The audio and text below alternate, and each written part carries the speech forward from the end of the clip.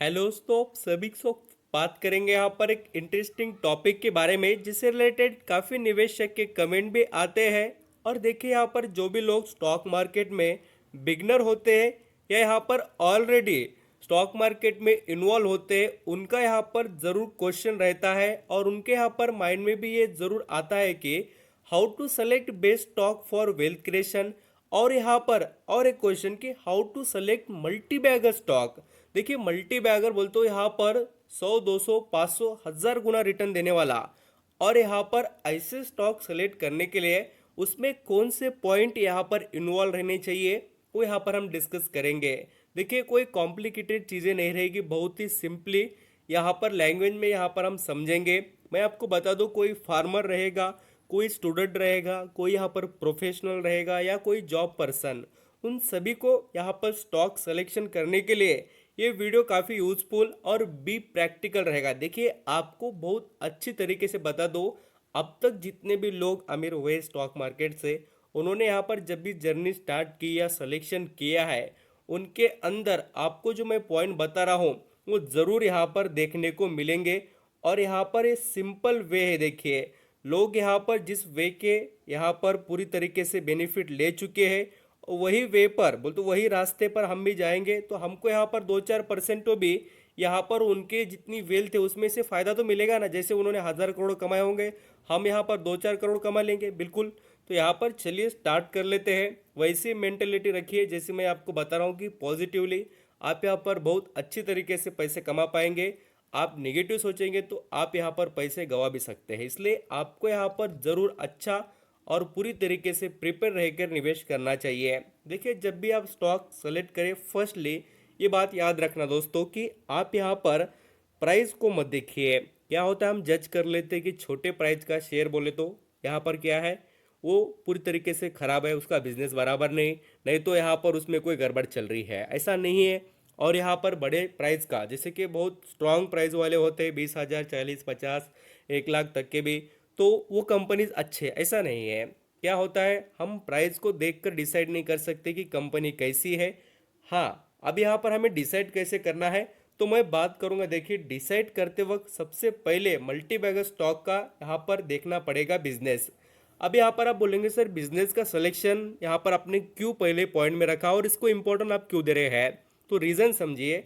अभी मुझे बताना कि कंपनी जो बिजनेस करती है उसकी ज़रूरत कितनी है और यहाँ पर वो कैसा है, और यहाँ पर उसका जो यूज़ है लोगों की लाइफ में कितना ज़्यादा है, लोग उसको कितना यहाँ पर इम्पोर्टेंट देते हैं। देखिए खाने पीने की चीज़ें रहने दो, लाइफ स्टाइल में जो इम्पोर्टेंट रखते हैं, आप यहाँ पर जानते हैं कि लोगों को जो ज़रूरत की चीज़ें है वो हर वक्त खरीदेंगे, कोई भी कंडीशन और कोई भी यहाँ पर सिचुएशन रहने दो, कुछ भी होने दो, बट लोगों को जो ज़रूरत में रहेगा वो उसका तो यूज़ करेंगे।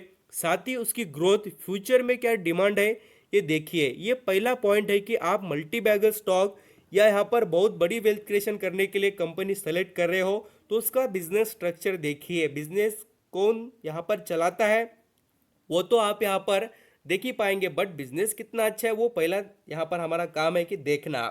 और यहाँ पर देखिए बिजनेस की जो यहाँ पर सिचुएशन है पिछले 5 सालों की ही देखनी, ज़्यादा नहीं, खाली उसकी सेल्स और प्रॉफिट की ग्रोथ है ना उसको देखना, बस कितना यहाँ पर परफॉर्मेंस है, डाउन ट्रेंड कितने बार थोड़ा यहाँ पर देखने को मिला क्या प्रॉफिट में, या कंटिन्यू कंपनी प्रॉफिट रेज कर रही है पिछले 5 सालों के अंदर। मैं तो आपको हर वक्त मेरे वीडियो में तो दिखाई देता हूँ।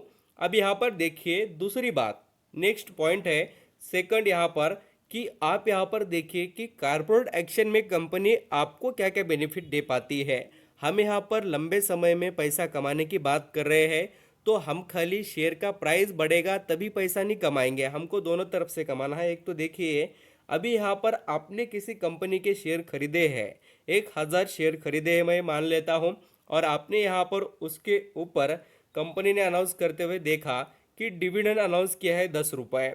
तो दोस्तों कंपनी के 4 क्वार्टरली रिजल्ट होते हैं, कम से कम मैं ऐसी कंपनी को जानता हूँ जो साल में से 3 बार डिविडेंड पे कर रही है, कोई 2 बार देती है और कोई 1 बार भी।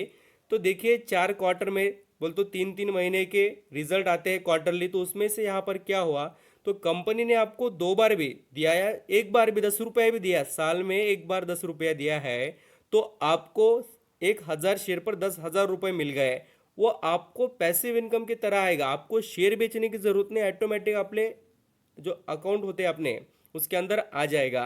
तो आप सोच रहे हैं बेनिफिट कितना अच्छा है, ज़बरदस्त तरीके से। आप बोलेंगे सर ये पॉइंट यहाँ पर शेयर सिलेक्शन करते वक्त ये बोनस स्प्लिट डिविडेंड वगैरह आप क्यों देखने के लिए कह रहे हैं? क्यों? क्योंकि देखिए जो कंपनी कमा पाती है वो आपको दे पाएगी, जो खुद कमा नहीं पाती वो आपको दे नहीं पाती है। ये मेंटेलिटी ज़रूर आपको समझ में आनी चाहिए। और ये पॉइंट बहुत अच्छा है कि कंपनी खुद यहाँ पर ग्रोथ कर सकती है और उसके अंदर प्रॉफिट की यहाँ पर पूरी तरीके से परफॉर्मेंस अच्छी है तो वही कंपनी आपको डिविडेंड पे करेगी, स्प्लिट देगी, यहाँ पर बोनस देगी। ये जो एक्शन होते हैं इसमें गेम चेंज हो जाता है। देखिए बोनस बार बार देने वाली कंपनी, स्प्लिट देने वाली कंपनी, इससे क्या होता है आपके नंबर ऑफ शेयर बढ़ते हैं, उसके ऊपर डिविडेंड बढ़ जाता है। आपके यहाँ पर जो शेयर का प्राइस रहता है उसको मल्टीप्लाई शेयर की क्वांटिटी करेंगे, बहुत बड़ा बेनिफिट मिल जाएगा। 10,000 के करोड़ों में कन्वर्ट होने के लिए ये चीज़ें इम्पोर्टेंट है। हम वेल्थ क्रिएशन की बात कर रहे हैं इसलिए ये ज़रूरी है। नेक्स्ट है देखिए थर्ड पॉइंट, आपको यहाँ पर ऑब्जर्व करने हैं कंपनी के रिजल्ट। कंपनी के जो रिजल्ट आते हैं वो कैसे आ रहे हैं, कंपनी प्रॉफिट के अंदर या सेल्स के अंदर कैसी ग्रोथ कर रही है, उसका ईपीएस कैसे परफॉर्म कर रहा है, और अदर सेक्टर के बोल तो उसके सिमिलर सेक्टर के यहाँ पर जो स्टॉक होते हैं, जैसे कि फार्मा की कंपनी है तो फार्मा वाले देखने हैं, वो अदर उसके जो कॉम्पिटिटर के पूरे जो लिस्ट है उसके अंदर उनका परफॉर्मेंस कैसा है, इसका अकेली का ही खराब है क्या, वो देखना है रिजल्ट के अंदर। और आप बोलेंगे रिजल्ट देखने क्यों? क्योंकि देखिए कोई स्टूडेंट अच्छा है या उसके अंदर यहाँ पर पोटेंशियल है या नहीं, तो कैसा पता चलता है? उसके रिजल्ट, उसके मार्क देखकर वो कितना क्वालिटी वाला परफॉर्मेंस दे रहा है। यहाँ पर कुछ सब्जेक्ट के हम जो मार्क होते हैं वो देखकर समझ सकते हैं। वैसा ही कंपनी का रेवेन्यू कहाँ से आ रहा है, कंपनी कितना यहाँ पर जो असेट क्वालिटी है वो कितनी इंप्रूव कर रही है, रिजर्व फंड कैसा है देखना पड़ता है। रिजर्व फंड जितना तेज गति से यहाँ पर बढ़ेगा उतना अच्छा है, और कंपनी का प्रॉफिट भी बढ़ रहा है वो समझ में आता है, क्योंकि रिजर्व फंड प्रॉफिट में से जमा किया जाता है। और कंटिन्यू ग्रोथ होते रहनी चाहिए। थोड़ा बहुत एखादा यहाँ पर हम कह सकते हैं कि क्वार्टरली रिजल्ट खराब रहा तो रहा, बट बाकी का नहीं रहना चाहिए। नेक्स्ट है देखिए कंपनी एएसएम लिस्ट में नहीं आनी चाहिए। आपको यहाँ पर उसमें सेबी का कोई क्वेश्चन मार्क नहीं दिखाई देना चाहिए। क्या होता है आप बोलेंगे सर बहुत से अच्छी कंपनी में भी सेबी का यहाँ पर हमें पूरी तरीके से जो एएसएम लिस्ट का प्रॉब्लम देखने को मिला है।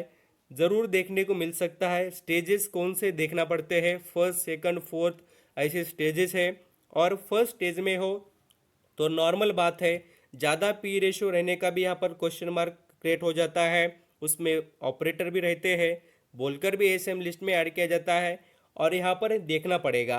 आप ये देखेंगे नहीं, डायरेक्टली निवेश करेंगे, आपने खरीद लिया कहाँ पर टॉप लेवल पर, फिर उसमें से यहाँ पर ऑपरेटर बेचकर निकल गए, आप फंस गए, तो एक बहुत बड़ा यहाँ पर आपके लिए प्रॉब्लम क्रिएट करने वाला टॉपिक बन जाएगा। इसलिए आप एएसएम लिस्ट में आपका स्टॉक है क्या वो देखिए, बाद में सिलेक्शन कीजिए, और ये देखने के बाद ही आपको बहुत सी क्लैरिटी आपकी यहाँ पर कंपनी के बारे में आ जाएगी, और कंपनी में कोई इशू वगैरह है क्या वो भी समझ में आएगा। अभी नेक्स्ट बात है देखिए कि कंपनी के जो यहाँ पर कर्जे के बारे में, कंपनी जितनी अच्छी तरीके से जैसे कि डेट फ्री रहेगी वो उतनी ऊपर जाएगी। क्योंकि देखिए जैसे जितनी यहाँ पर हल्की चीज़ रहती है बोल तो उसका वज़न कम होता है, वो चीज़ जितनी यहाँ पर इजीली ऊपर जाती है वैसा ही होता है। कंपनी पर डेफ नहीं होगा, कर्जा नहीं होगा, तो जो भी कमाई करेगी वो क्या करेगी, आपको देगी, नहीं तो अपने बिजनेस में इन्वेस्ट करेगी, ग्रोथ करेगी। और नहीं तो यहाँ पर डेप होगा तो क्या करेगी, कमाएगी, कर्जा पेड करेगी, उसके ऊपर का इंटरेस्ट देगी, उसी में उसका पूरा यहाँ पर लाइफ चले जाएगा। बोल तो कंपनी यहाँ पर पूरी तरीके से जो ग्रोथ होती है वो कर नहीं पाएगी। कम जितना रहेगा डेप उतना अच्छा रहेगा। अभी नेक्स्ट बात है देखिए कि आप जब स्टॉक सेलेक्ट कर रहे हैं, कर्जा तो देखा होगा ही आपने और देखना भी चाहिए, और मैं आपको बता भी रहा हूँ। साथ ही अभी नेक्स्ट बात आती है देखिए कि आप किस कैटेगरी का स्टॉक सेलेक्ट कर रहे हैं। आपका यहाँ पर स्टॉक स्मॉल कैप का है, मिड कैप का है, लार्ज कैप का। मैं आपको बहुत ही अच्छी बात बता रहा हूँ, देखिए इतनी अच्छी बात आप पैसे देखकर भी कहाँ पर सीख नहीं पाएंगे। ये प्रैक्टिकल चीज़ है, देखना आप यहाँ पर मार्केट में देखेंगे तो आप यहाँ पर जितने भी बड़े निवेशक के नाम है उनके पोर्टफोलियो देखना या उनके बारे में रिसर्च करना। तो उनका जब भी सिलेक्शन रहा है वो कौन से स्टॉक में ज़्यादा सिलेक्शन करते, देखिए स्मॉल कैप और ये मिड कैप में। वो यहाँ पर स्मॉल कैप मिड कैप में क्यों निवेश करते हैं, लार्ज कैप में क्यों नहीं, क्योंकि लार्ज कैप कंपनी पहले ही बड़ी बन चुकी है।